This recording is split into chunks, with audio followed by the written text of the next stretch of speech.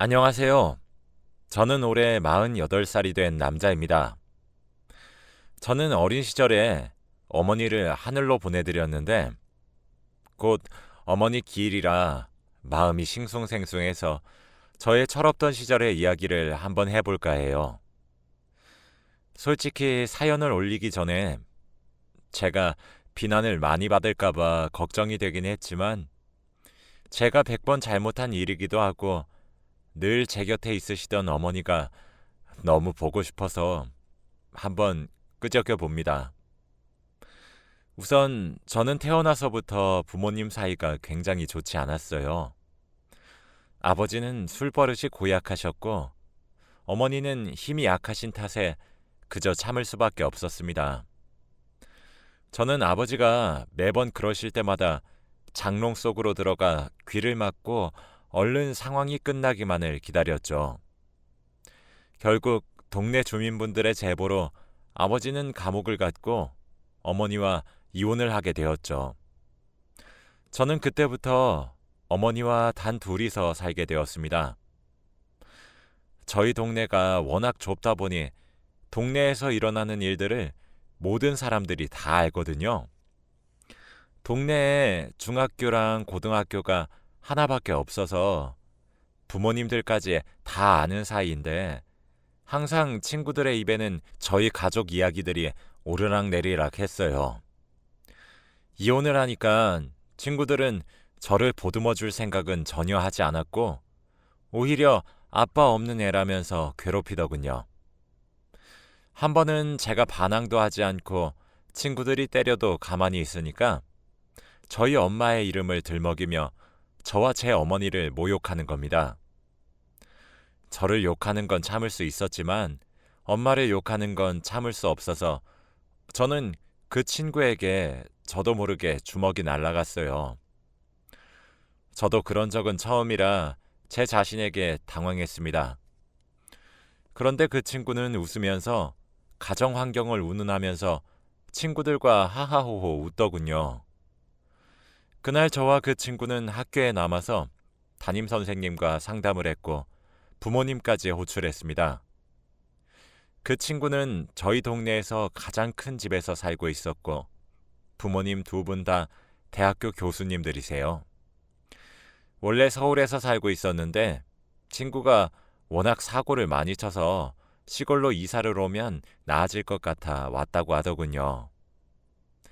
그 친구의 부모님을 보는데 정말 귀티나고 멋스러웠습니다. 교수님들이라서 그런지 저한테 미안하다고 사과를 하시더라고요. 그치만 친구는 전혀 자신의 한 말에 대해서 사과는 일절하지 않았죠. 저는 그 친구의 부모님을 보니까 저희 어머니가 제발 오지 않았으면 좋겠다고 생각했을 그때 저희 어머니가 교무실로 들어왔습니다. 무릎이 다 튀어나온 추리닝에 화장 하나 하지 않은 얼굴과 맨발에 슬리퍼를 신고 왔더라고요. 저는 너무 창피했고 제가 피해자인데 가해자가 된 것 같은 기분처럼 고개를 들지 못했습니다. 친구도 저희 어머니를 보고 웃으면서 제 귀에다 대고 역시 그 엄마의 그 아들 라고 했죠. 저는 화가 머리끝까지 났지만 그 이야기는 저만 들었기 때문에 상황이 더 커질 것 같아서 꾹 참았습니다. 그때 당시에는 그 몰골로 학교를 찾아온 어머니가 제일 미웠습니다. 어머니가 학교에 오지만 않았다면 저는 그 친구에게 그런 말을 들을 이유가 없었을 거라고 생각했거든요. 저는 학교에서 상담이 끝나고 집으로 돌아와서 책가방을 바닥에 던지면서 엄마에게 엄마, 제발 학교 좀 찾아오지 마! 라고 소리쳤습니다. 왜? 엄마가 우리 아들이 다니는 학교에 간다는데. 엄마 쪽팔린다고. 걔네 부모님 봤지? 대학교 교수님들이야. 걘 우리가 절대 상대할 수 없는 애라고. 그냥 제발 바쁘다고 못 온다고 해. 다신 우리 학교 찾아와서 나 망신 주지 마. 알겠어? 라고 한 뒤 방문을 쾅 닫고 들어갔습니다. 책상에 앉아서 제가 한 말을 다시 생각해 보니 말을 너무 심하게 한 것 같더라고요. 사과를 하려고 거실로 나갔을 땐 어머니는 이미 자고 있어서 어쩔 수 없이 사과를 하지 못했습니다. 다음 날 아침에 일어나서 거실에 나오니 어머니는 허름한 바지를 입고 좁은 집구석을 걸레질하고 있더군요. 아들, 일어났으면 아침 먹고 엄마 화장실 청소 좀 도와주라. 나 약속 있어. 저는 약속이 없었지만 그저 어머니와 집으로부터 탈출하고 싶었습니다. 아침밥을 먹고 밖으로 나가기 위해 준비를 하고 나오니 엄마가 식탁에서 제가 아침밥을 먹고 남은 반찬들을 모두 양푼이 그릇에 담아서 고추장에 비벼서 우걱우걱 먹고 있더라고요. 양푼이에 비빈 밥을 숟가락 가득 입에 넣고 우물거리면서 먹고 있었고, 무릎 나온 바지에 한쪽 다리를 의자 위에 올려놓은 모습이 영락없이 제가 제일 싫어하는 아줌마의 모습이었습니다. 대학 교수님들은 이렇게 안 드시겠지? 라는 생각이 들었네요. 아들, 언제 들어올 거야? 나가봐야 알지. 어머, 얘가 엄마한테 말하는 것 봐. 근데 엄마가 요즘 식욕이 왜 이렇게 땡기지? 살찌려고 그러겠지. 저는 급하게 집에서 나와서 친구들을 만나고 놀았습니다. 저는 솔직히 고등학교 시절에 정말 철없고 막 나가던 아이였어요. 솔직히 지금 생각해보면 많이 후회가 되네요. 그런데 저희 동네가 워낙 작다 보니 제가 밤 12시가 되어서도 집에 안 들어가니까 엄마가 저를 동네 구석구석 찾아다니고 있는 것을 보았습니다. 저는 친구와 같이 엄마가 저를 찾지 못하게 숨었죠. 집에 들어가니 엄마가 거실 땅바닥에 이불도 없이 혼자 누워 있더라고요. 어디 갔다가 이제 와? 친구들 만났지. 왜 앉아? 요즘 따라 잠이 잘 안 오네. 근데 너 술 먹었니? 내가 밖에서 뭘 하고 다니든 무슨 상관이야. 신경 꺼. 너 엄마한테 무슨 말버릇이야? 엄마 자꾸 힘들게 할래? 내가 가정교육을 잘못 받았나 보지. 그 부모의 그 아들이니까. 하고 방문을 쾅 닫고 방으로 들어갔습니다. 저는 새벽에 물을 먹기 위해서 잠깐 거실에 나가려고 했는데 방문 밖에서 어머니가 우는 소리가 들리더군요. 저는 사과를 할까 생각했지만 너무 낯간지러워서 결국 사과를 하지 못했습니다. 그런데 다음날 학교를 가려고 준비를 하는 도중에 탄내가 나서 거실로 나가보니 어머니가 가스레인지에 찌개를 끓이다가 불을 끄는 걸 깜빡했는지 찌개가 냄비 밖으로 새어나오더라고요. 저는 너무 놀라서 당장 불을 끄고 어머니한테 엄마, 이게 뭐 하는 거야? 우리 집 불 낼 일 있어? 라고 했죠. 왜 그래, 아들? 내가 언제 저걸 켰다고 그래? 엄마, 제발 정신 좀 차려. 요즘 왜 이래 진짜? 왜 기억을 못하냐고. 건망증이야? 옛날엔 안 그랬잖아. 제발 정신 좀 차리고 살자. 엄마, 응? 저는 그 말을 남기고 학교로 왔습니다. 엄마는 공장을 다니면서 돈을 벌고 있었고 저도 알바를 하면서 생활비에 조금씩 보탰어요. 엄마 혼자서 공장에서 돈을 버는 건 너무 벅찰 것 같았거든요. 그런데 학교에 있는데 담임 선생님이 저를 따로 급하게 부르셨고 선생님을 따라가 보니 어머니가 쓰러졌다고 하는 겁니다. 저는 너무 놀라서 당장 조퇴를 하고 어머니가 입원해 있는 병원으로 달려갔습니다. 달려가는 동안 어머니를 앞으로 못 볼 수도 있다는 생각이 들면서 이때까지 불효했던 일들이 떠오르더라고요. 제가 어머니 대신 죽고 싶다는 생각까지 했습니다. 정말 뛰어가는 그 시간이 얼마나 길게 느껴졌는지 몰라요. 가는 내내 하늘에다가 제발 앞으로 어머니 마음고생 안 시킬 테니 제발 살려만 주세요 하고 빌었던 것 같네요. 병원에 갔더니 의사 선생님께서 저희 어머니를 보고 신경성 치매라고 하셨습니다. 최근 들어 어머니가 식욕이 많아지거나 잠이 잘 안 온다거나 혹은 깜빡깜빡하는 일이 있지 않으셨나요? 라고 하더라고요. 알고 보니 어머니가 양푼이에다가 밥을 먹고 새벽까지 저를 기다리고 그리고 가스불을 끄는 것을 깜빡하는 것이 모두 치매 증상이었던 겁니다. 저는 너무 놀라서 의사 선생님, 그럼 저희 어머니가 이제 저를 못 알아보시는 건가요? 라고 했죠. 아니요. 아예 못 알아보시는 건 아니고 아직 초기 증상이라 깜빡깜빡만 하실 거예요. 하지만 시간이 지날수록 점점 더 심해져서 나중에는 정신 연령이 5세 정도 수준이 되어서 아들분을 10% 정도밖에 못 알아보실 거예요.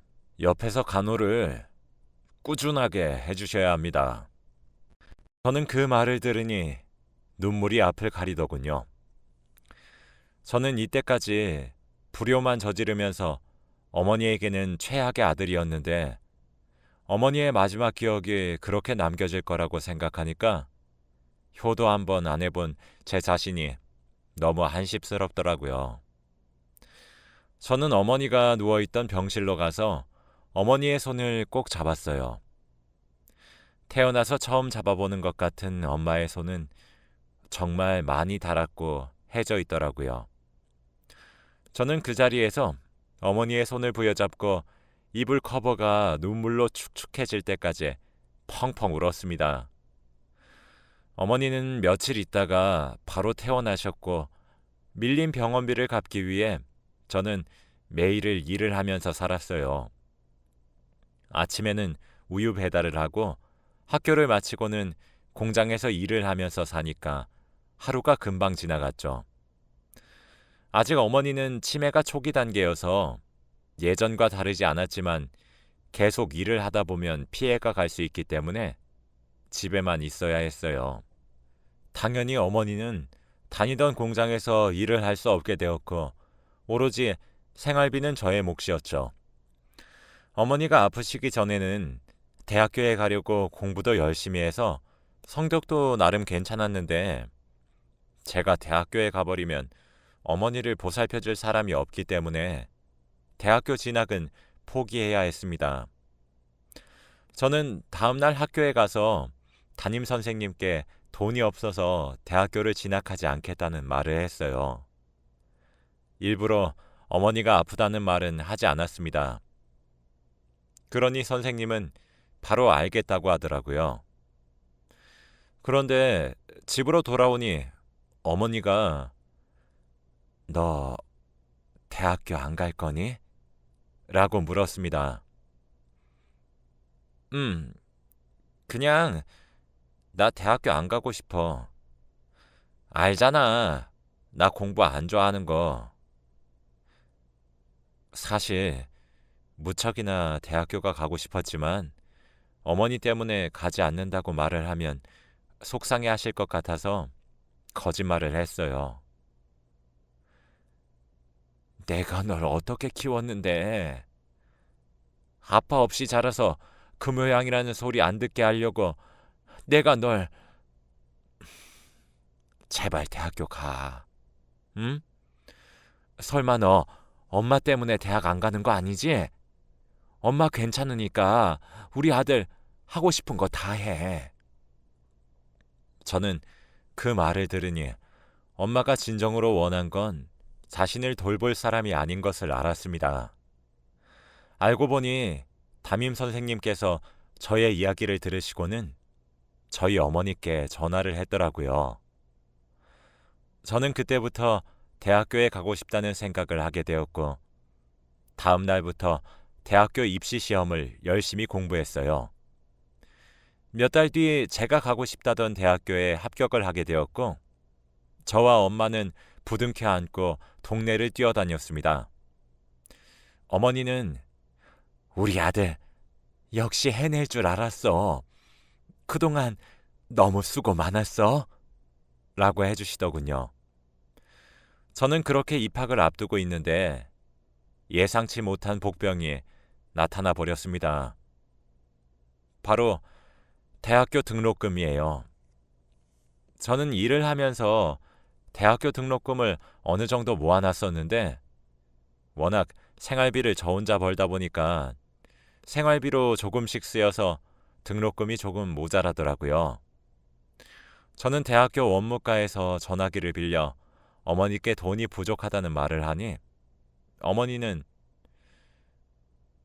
아들아, 돈이 안 되겠다.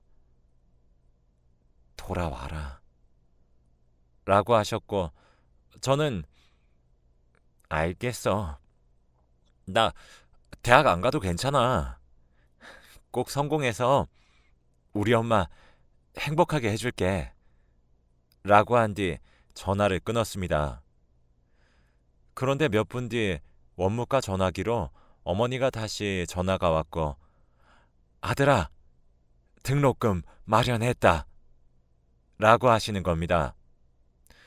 저는 어머니께 등록금 납부 시간이 마감이 얼마 남지 않았으니 최대한 빨리 뛰어서 오라고 했어요.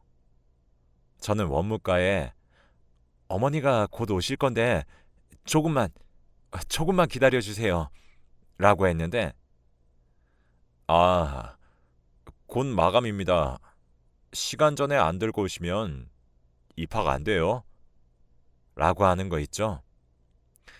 저는 원무과 밖에 있는 낡은 의자에 앉아서 얼른 어머니가 오시기만을 기다렸는데 몇십 분을 기다려도 어머니가 오시지 않더라고요. 결국 원무과에 불이 꺼지고 원무과에서 일하는 사람들이 퇴근을 하였죠. 김미수 씨, 등록금 납부 시간 지났어요. 그만 돌아가시죠. 저는 청천벽력 같은 소리를 들으니 하늘이 무너지는 것 같았습니다. 온다던 어머니가 오시지 않으니까 제 인생은 여기서 끝났다는 생각이 들었고 터덜터덜 집으로 향했습니다. 집으로 돌아오니 전화기에서 전화가 오더라고요. 저는 아무 생각 없이 전화를 받았는데 야, 김춘자 씨 보호자분 되시죠? 왜 이렇게 전화를 안 받으세요, 진짜? 라고 하는 게 아니겠습니까? 네? 저희 엄마가 왜 무슨 일 있나요? 지금 여기 병원이거든요. 지금 너무 급해서 수술 동의서를 작성하고 수술을 들어가야 하는데 전화를 안 받으셔서 저희 지금 아무것도 못하고 있는 상황이에요. 얼른 동의해 주시죠. 네? 병원이라고요? 저는 의사분들께 수술을 당장 하라고 했고 저는 급하게 병원으로 달려갔어요. 병원으로 도착해서 간호사분께 어머니가 어떻게 된 거냐고 물으니 아, 환자분 횡단보도를 뛰어가시다가 차에 치이셨어요. 급하게 어디를 가셨는지 신발도 짝짝이로 신으시고 손에는 흰색 돈봉투가 쥐어져 있던데요? 라고 하시면서 어머니의 신발과 흰색 돈봉투를 저에게 쥐어주셨습니다. 흰색 봉투 안에는 저의 대학 등록금이 가득 들어 있었습니다. 저는 그 말을 듣고 그 자리에서 주저앉아 펑펑 울었습니다. 어머니는 저에게 등록금을 얼른 전해주려고 급히 뛰어오시다가 차에 치인 것이죠. 저는 제 자신한테 너무 화가 났고, 제가 빨리 오라고 독촉만 하지 않았어도 지금 같은 비극은 일어나지 않을 것 같더군요. 수술은 무려 7시간이나 했고, 저는 손톱을 물어뜯으면서 오만 생각을 다 했어요. 어머니가 수술실에 들어가 있을 동안 혹시 어머니가 세상을 떠나시면 어떡하지? 라는 생각부터 너무 죄송스러운 마음에 펑펑 울었죠. 그때 수술이 끝나고 나오신 의사 선생님께서의 첫 마디는 바로 죄송합니다. 최선을 다했지만 이었어요. 저는 의사 선생님을 붙잡고 펑펑 울면서 제발 저희 어머니 살려주세요. 평생 아들한테 효도 한번 받아보지 못하고 이렇게 가면 저희 어머니 너무 불쌍해서 안 돼요. 제발 딱 한 번만 제발요. 라며 오열을 했죠. 그런데도 의사 선생님은 이미 수술대 위에 올라왔을 때에는 저희가 손을 쓸 수 없는 상황이었고 최대한 노력해봤지만 힘들었습니다. 만약에 제가 조금만 더 집에 일찍 와서 전화기를 받고 어머니의 수술을 동의했다면 어머니는 과연 살았을까요? 어머니가 돌아가신 것이 전부 다 제 탓인 것 같고 그때는 세상도 저도 참 많이 원망스러웠습니다. 저는 그날 장례식을 치르면서 어머니의 짝짝이 신발을 끌어안고 하루 종일 울었어요. 집으로 돌아와서 어머니의 물건들을 정리하는데 어머니의 옷장 안쪽에서 쪽지 한 장이 발견되었습니다. 저는 그 쪽지를 열고 읽는 순간 오열했어요. 아들아, 엄마다. 이 편지를 읽고 있다면 내가 아마 이 세상에 없는 거겠지? 우리 아들 탓 아니니까 너무 슬퍼하지 마. 내가 치매라서 나중에 우리 아들 얼굴도 못 알아보면 어떡하지? 엄마 그러면 너무 슬플 것 같아. 난 평생 우리 아들 하나만 보고 살아왔는데 솔직히 엄마 너무 무서워. 아들, 네가 상상하는 이상으로 엄마는 널 매우 사랑한단다. 우리 민수가 엄마의 아들로 태어나줘서 너무 행복했어. 이제부터는 엄마 생각하지 마라. 아들, 엄마가 미안해. 그리고 사랑해. 전 편지를 다 읽고 펑펑 울었고 어머니도 편지를 쓰다가 우셨는지 편지지는 쭈글쭈글 하더군요. 저는 꼭 엄마 몫까지 열심히 살아야겠다고 결심했고 그날 이후부터 하루도 빠짐없이 일을 했습니다. 매년마다 어머니의 기일이 다가오면 저도 모르게 마음이 울적해지고 과거의 제가 생각이 나면서 늘 죄송스러워요. 지금 생각해보면 너무 후회스럽고 시간을 되돌리고 싶은 마음뿐입니다. 효도를 하지 않은 제 자신한테 너무 화나고 어머니가 너무너무 보고 싶네요. 여러분, 부모님 살아계실 때 잘하시길 바래요.